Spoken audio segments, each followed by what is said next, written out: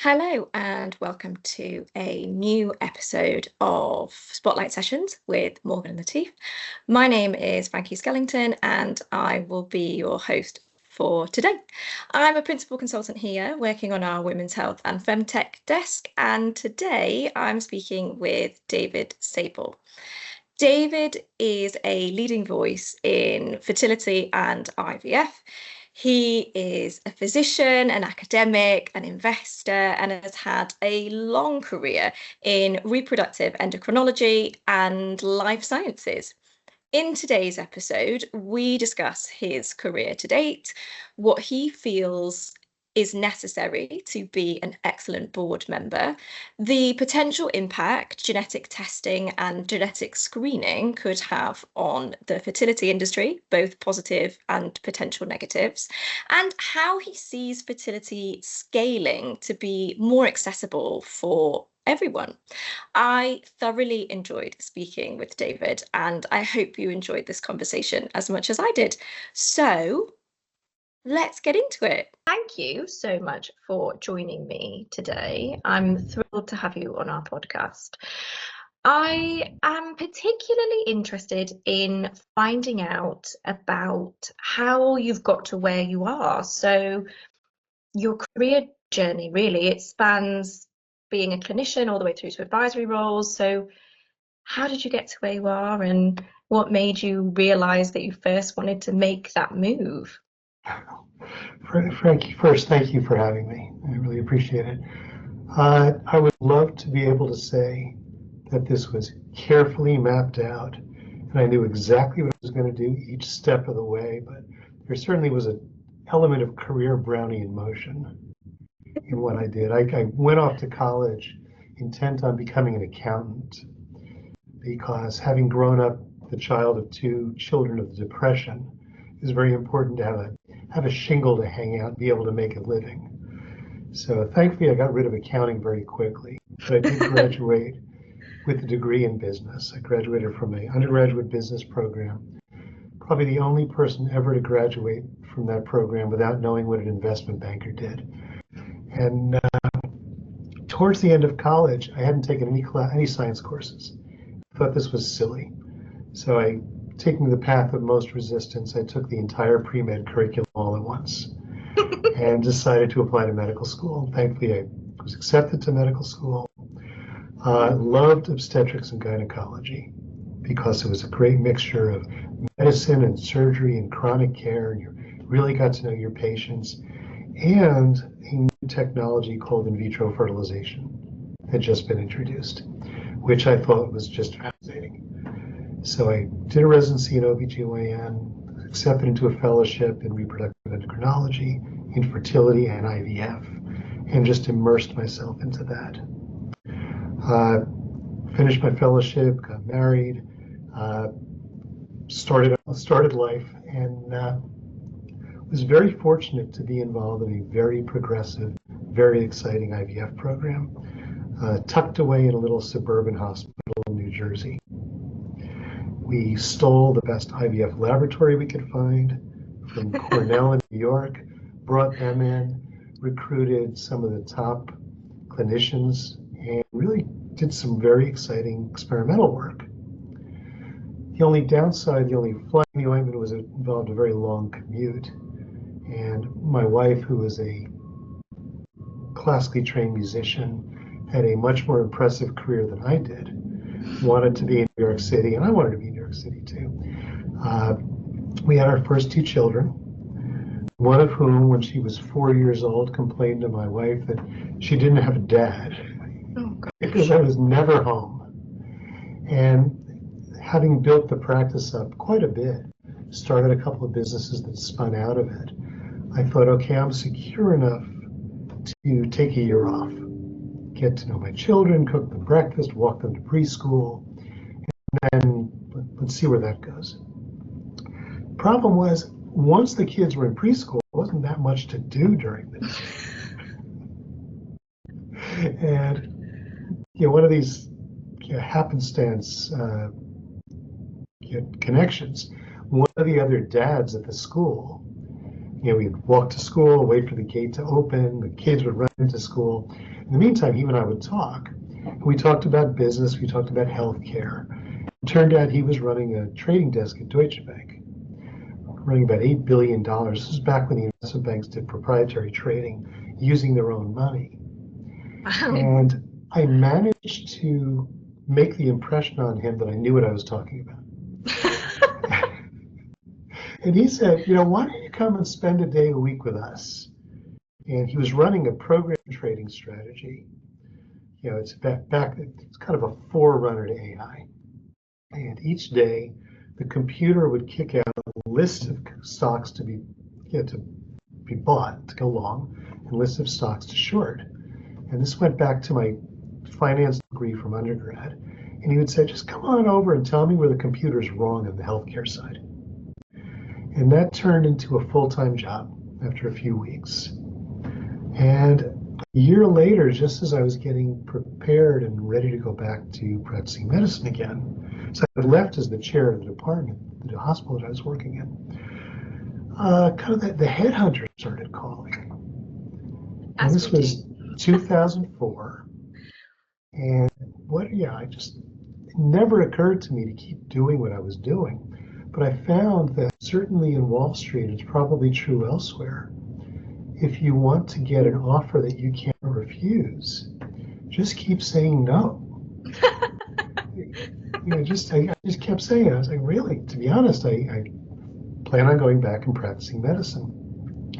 Finally, one firm that was a superb group of people, very creative, very imaginative, convinced me to let's commit another year to doing this. And I jumped from Deutsche Bank over to this other firm. And I've been there 23 years now. The exciting part is they didn't let me, but they encouraged me to seek out other things. So I started teaching. I started teaching at Columbia, doing a course in entrepreneurship and the sciences. And I started writing, and most important to me is it was encouraging to get back into my old field and learn as much as I could about it. And using the new business vocabulary, look at it not only from the lens of a practitioner, someone taking care of patients, someone doing research, someone trying to find new things to give people a greater chance of getting pregnant through IVF, but also look at the industry. Where's it going? Look at the problem, bring a kind of a problem-solving lens to the population, not just individuals. And from that, I started investing in IVF companies. We actually launched a venture fund. I started writing about the IVF industry in Forbes, and then later on my own. And, so kind of now, years later, I've got this kind of messy career. Running, 50% of my time is spent in the biotech world, in the public side. About 50% is spent in the IVF world. And personally, it's just very satisfying. I mean, you say messy, I say amazing. It's fantastic that you've been able to apply both your financial business acumen and then your obvious passion for IVF together. And you're kind of involved in every facet of the industry at the moment. You're certainly on enough, or have been involved in enough sort of advisory opportunities too. I don't know how you've got any spare time whatsoever. But when it came to your first board or advisory role, how did it come about? Was there like a formal process? Did it happen more organically? I mean, if it's anything like the other parts of your career, I would suggest potentially the latter, but I'd love to know how it came about. Yeah, I just kind of stumbled on it. I met a company. We have our compliance group says we can't talk about any company that we're invested in or may invest in, but this is one I can talk about because it was eventually acquired. A company called Hamilton Thorne, which was tucked away on the Toronto Venture Exchange. It was a Massachusetts-based company that went public in Canada through a reverse merger, and they manufactured state-of-the-art laser equipment for the embryology lab. And it was a great technology run by brilliant people. The scientists, a guy named Dermot Douglas Hamilton had developed these phenomenal laser systems using defense technology. Problem was, it was a great technology. It was a difficult company, and it was a terrible stock. So we came in when it was kind of living hand to mouth, and I invested in the company. We took a big stake in the company with the goal of developing much more of a supplier for the IVF labs all over the world. Had fabulous name recognition because the technology was great. Their customer service was superb. But the problem was, it was a tiny little company with a tiny capital footprint that was trying to sell big ticket capital, big heavy equipment, and they were just getting, their lunch eaten for them by distributors, and it was just a difficult company to run. So we asked the CEO at the time, who was visionary and had great knowledge of lots of areas within reproduction, to move to board share, and we brought in a real operator, a guy named David Wolf, to become CEO. And we gave him, here's the way we're going to do it. Expand what it is that we offer. Leverage the name recognition, the brand, and the fact that we have a very positive interaction with just about every IVF lab in the world, and start bringing that same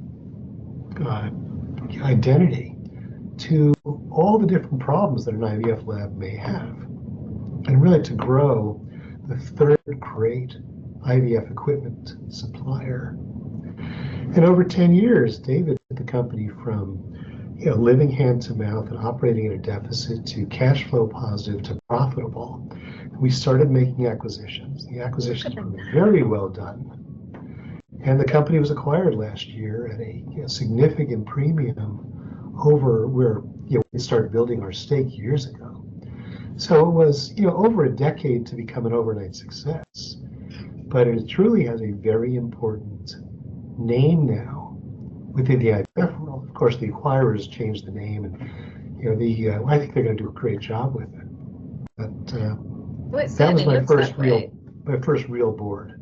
That's so exciting. I mean, what a one to cut your teeth on in terms of to see where it started and where it is now. It's phenomenal. Big industry. We have an expression in our office here. When something really good happens, we say, "Okay, that's one in a row." Okay, now let's build off of it. But it did open up a door to the real privilege of sitting on the board of directors for Resolve, which is the nonprofit patient advocacy group for the infertility world. And I've sat on a number of private company boards as well. So each has its own challenges and the goals that we can bring about. And it's just a role that I've really been, like I said, it's been a privilege to do it. And your job is to figure out what your role is. It's like you don't want to just sit there and take up space. You want to, what value add am I bringing to the board, and where does it want to get to? And in some cases, you go in, you fix whatever it is that you were needed for, and then you step down and let somebody else take it from there. In others, you kind of see it through, like working with Hamilton Thorne. What do you think the ideal role of a board is then? How involved do you think the perfect board member should be, and how do you balance that? You've got to be supportive, but then you've also got to be kind of constructively critical, I suppose, to get them to where they need to be. So what's the ideal board member role? Like anything else in life, your job is to be a problem solver. Figure out what's going on, and what needs to be implemented. And then step two is determine whether you are the person to implement it or to help it be implemented. So in some cases, it's just a market fit. The company itself may have a core excellent technology or a great team or a off-balance sheet asset like a sales force that just can be leveraged. In other cases, the pricing strategy may be wrong. In some cases, it's more of an academic pursuit than a real viable company. In some cases, the product doesn't really pass the so what test. And you may have a team put together. You may have a balance sheet that supports growth of a good asset.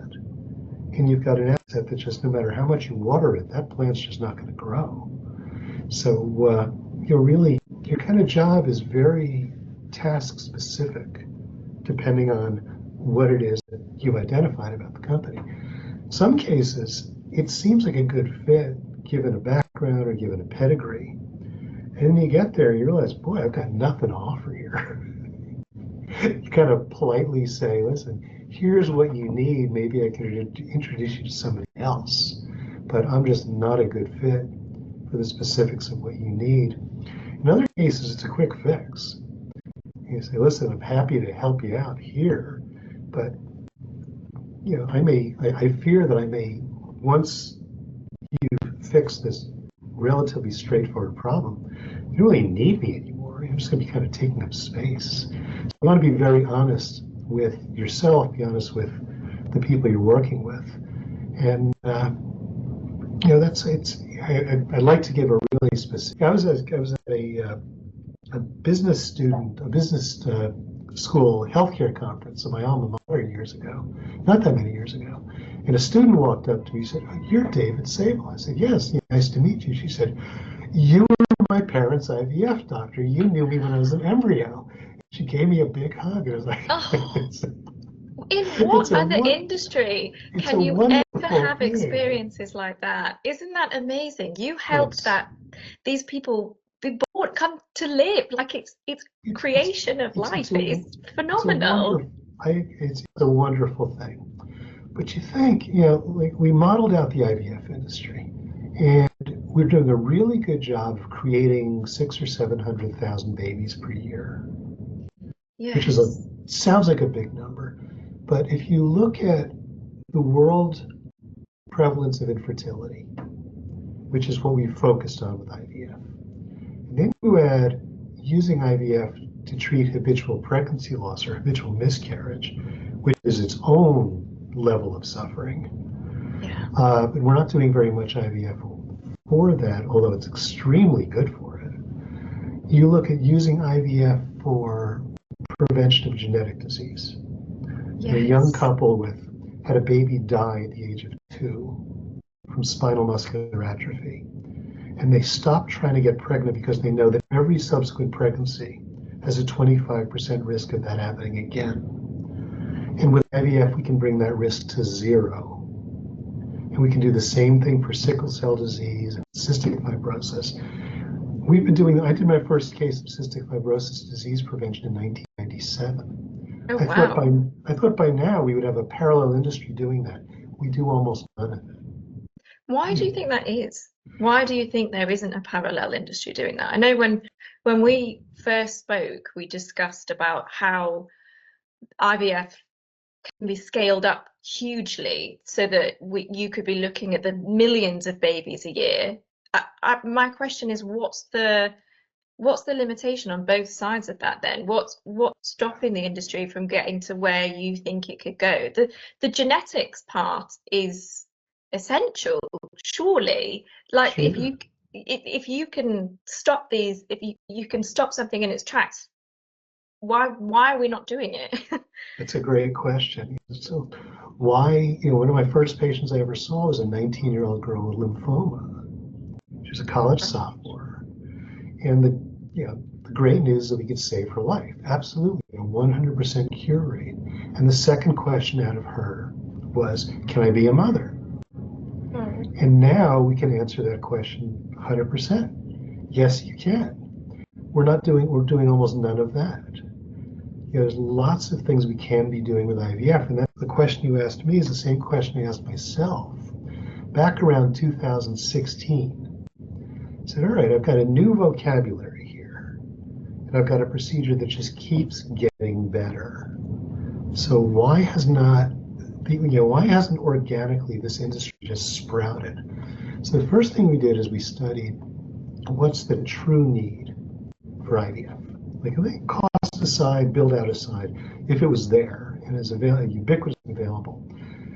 And we came up with great, instead of 600,000 babies per year, it was well over 20 million. Wow. It was about 10 to 13 million for fertility, another 3 to 5 for habitual miscarriage, a very difficult number to pin down for genetic disease prevention, young people with cancer who needed to preserve fertility, LGBTQ opportunities that help that part of our friends and family, as well as growing the ability for young women to preserve their fertility, or to at least mitigate the risk that they know that eventually we all become infertile physiologically.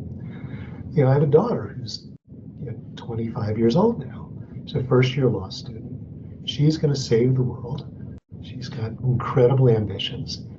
So she, years ago when I picked her up from college, senior year of college, the word was that, my daughter's dad was a fertility doctor. Every one of her friends wanted to know about egg freezing. Oh, wow. So it's another enormous infrastructure and ecosystem that we need to build. And right now, we do a terrific job with the existing IVF infrastructure of creating 500,000 or 700,000 babies per year for people with chronic infertility. These are people that deserve care. It's a wonderful thing we're doing. The question is, how do we scale that? How do we get to 20 million babies for the people that have infertility that don't have access to care, and the people with habitual miscarriage, the people that want to do genetic disease prevention, and young cancer patients? So we really studied this. I spent years building a very detailed input-output model. Every interaction, every piece of equipment, every need for risk mitigation for capital. What do we need to do to build an industry organically that can accommodate this really, you've got hunger, pain, fatigue, and the desire to have children. This is not consumer discretionary. This is really a major, human beings have been around for 300,000 years, for 3,000 centuries. The desire to have the kind of instinctive need to have children and have a family. It's been with us the whole time. It's not going away. Yeah, I felt it myself. Yes. And only recently we have an ability to do something about it. So we figured, okay, what do we do? How do we build this out? And we found 4 big buckets of things that we are just doing a very bad job of allocating the input themselves. One was doctor time, one was scientist time, one was real estate problem. We were building enormous, very inefficient, extremely expensive laboratories. And the fourth, in some countries, we were paying way too much for generic drugs. And from that realization, we came down, okay, well, why are we doing these things?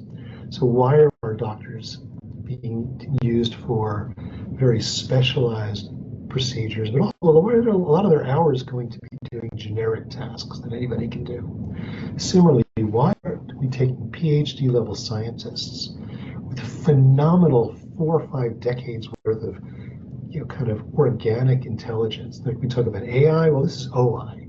Organic intelligence, kind of one step after another, making this procedure better by observing things that work versus things that don't work, and gradually iterating. Why are they still walking across laboratories with petri dishes bounced on their palm? This kind of poor use of their time. Thirdly, we're building out these enormous laboratories in the US, $1,000, $1,200, $1,300 a square foot for labs. We're doing things that we don't have to do in that rarefied atmosphere We don't need total air control, particle control, humidity control. We don't need to be doing a lot of these tasks there. We should move them somewhere else. And by doing that, we can make it better for the patients so they don't have to travel as far. And fourth, we've been using the same drugs for decades and still paying an awful lot for them. How do we do a better job? Maybe bring the cost down or take them from being one needle shot after another to an oral form, something like that.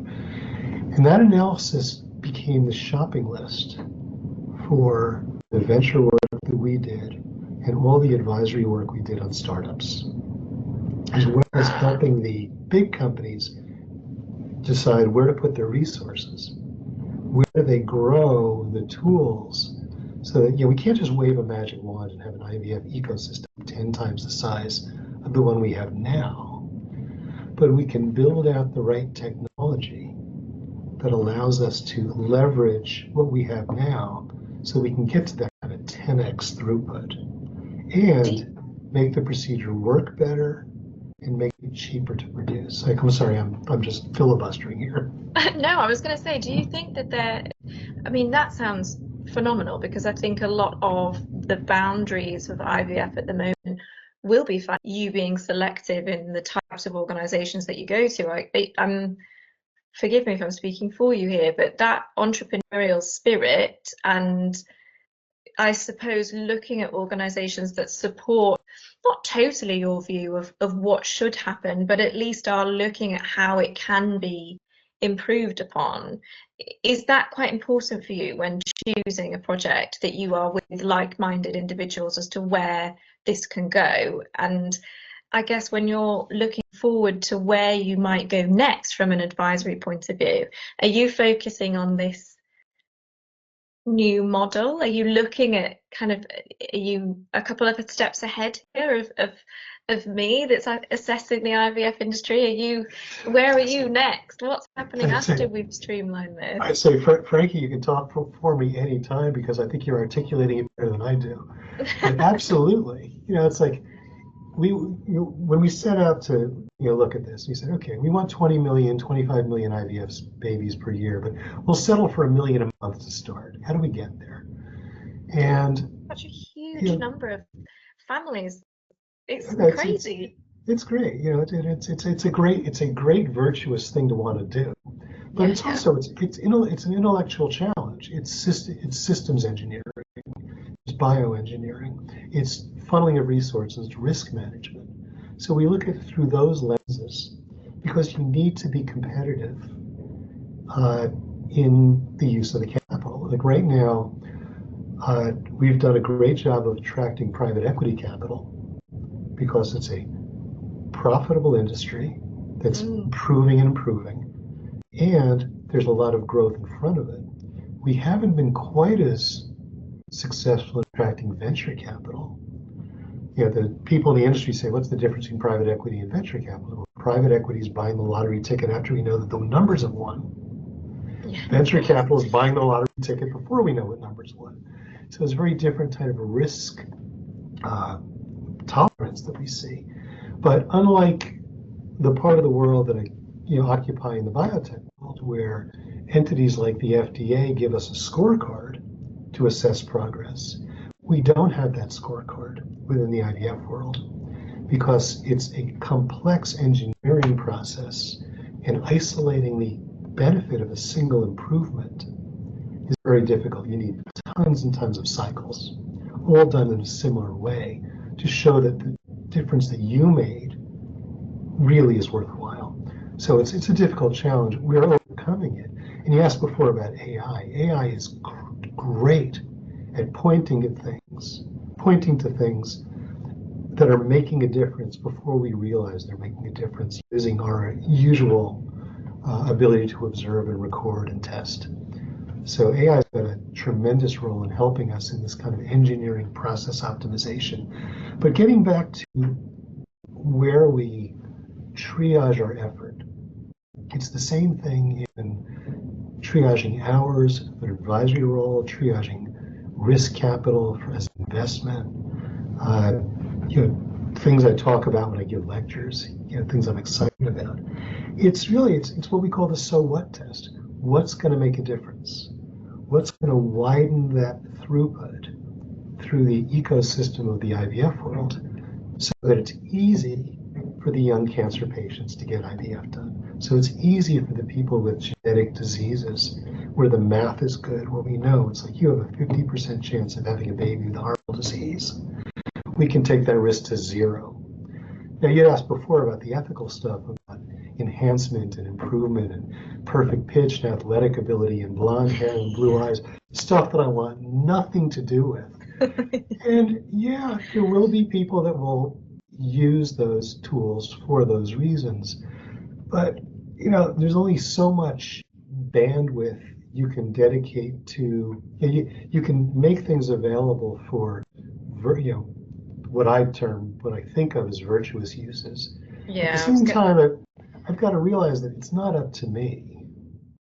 I think the good Yeah, outweighs the bad, though, doesn't it? If you look at the numbers of lives that you'd be able to positively impact for people that wouldn't necessarily be able to have families, that will outweigh the few that will pay that extra to screen out for a hair color. I mean, having Frankie, at our side of the pub, that we think that, I hope everybody does, there's going to be somebody else in the room that's, nope, I want to use it for, you know, I want to be able to natural program my selection. children. Problem is, you know, we have a saying in my course, it's like biology always wins. Biology is a lot more complicated than we think it is. So there's a lot of opportunities to do the wrong things for the right reasons. And for most of the existence of IVF, we've been pretty good at making incremental improvements while making sure that we're not, you know, shopping in the aisle where they just sell cans of worms. You know, we want to be careful about the way we use the technology. So I hope I'm answering your questions here. No, But you are. You really are. I think one final question, it might be difficult for you to answer. So people watching this or listening to this podcast are probably going to be from various different backgrounds within the industry. I'm hoping there'll be some people that are considering board advisory positions. There'll be people wanting to move across into the fertility industry because it is so important to so many and it's impacted people's lives and they want to move into it. And then I imagine there'll be recruiters like me who are looking at where best to focus their entrepreneurial spirit when it comes to the industry. So this is going to be a hard question, but what should we be focusing on when we're looking at companies? So you've mentioned AI is important. There are already some IVF fertility organizations that are championing AI. There are some that are focusing on the genetic link. What else is there? What's the new hot thing when people are looking at this entrepreneurial side of IVF to get it to where you need? Because you're going to need support, you'll need bodies and more minds and money, and through doing that, hopefully we can push people in the right direction. You're asking a great question. Well, number one, we already figured out the problem, or we already talked about the problem we're solving, or the problems that we're solving. You know, the overall arching problem that human needs are trying to fulfill, the specifics of the problem, which starts breaking down to science, engineering, bioengineering, and risk management. So people with those backgrounds, you know, these are enormous needs. We have hardware that needs to be developed. We have software that needs to be developed. In a lot of cases, we're taking things off the shelf that have been developed for other fields and applying it to the specific needs of IVF.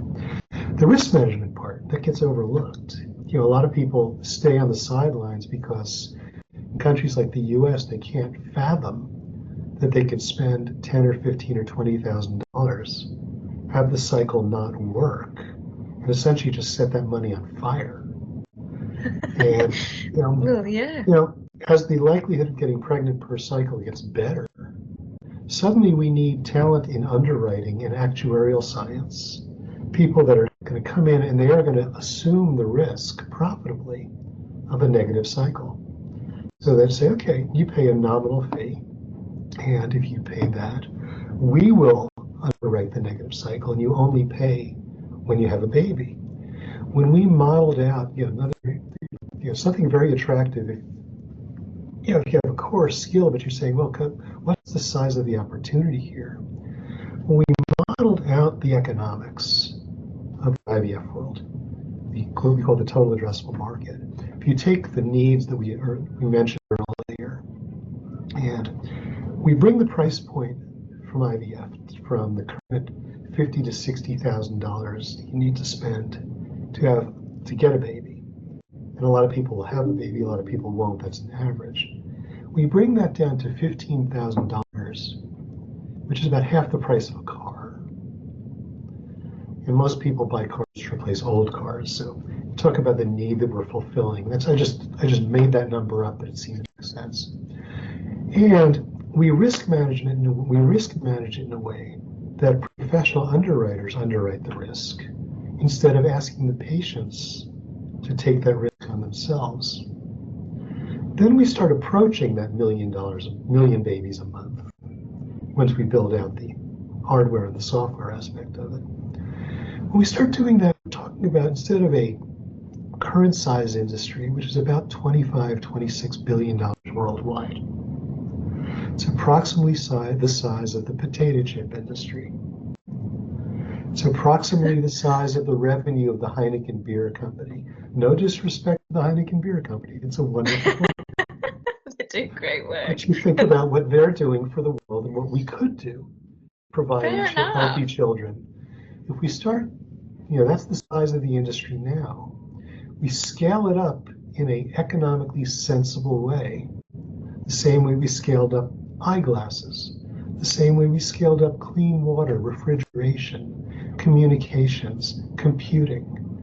Then we're talking about a $500 billion industry. So if you're an ambitious person looking to solve a big need for a lot of people, it's an important need.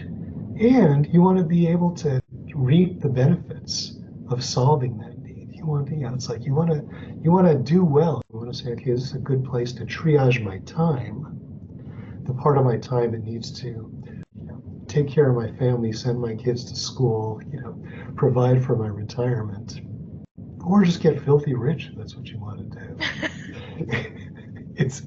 There's very few areas within healthcare. There's very few things I think in the economy where we can do that much unequivocal, unarguable good for the world and unlock that level of economic activity. So that's a really, really good point, and I think perfect point to finish on, because ultimately it is for the greater good of the world, but the financial part of it can't be ignored. And hopefully both aspects will appeal to more people. You'll get the altruistic few that will want to come in and fight the fight that you are and actually impact people's lives and help families, and then you'll also get those that are driven by money, and we'll all be moving in the same direction to the end goal, which just makes this kind of service more accessible, and not just accessible in areas that we already have it. I guess if you are breaking the process down, even from just a cost perspective and a time perspective, it's opening it up to different communities, areas of the world that don't have the same financial backing as where I am and where you are. So yeah, I mean, it's amazing and fascinating, and I can't wait to see what happens next. And thank you so much for taking time out to talk me through all of it. And I would love to stay in touch and see where things go. Yeah. No, Thank you so much. Well, thank you for having me. It's a pleasure having the conversation. Oh, I've loved it. I've really loved it. And I wish you the best rest of your day, and hopefully I'll speak to you soon. Anytime. Take care.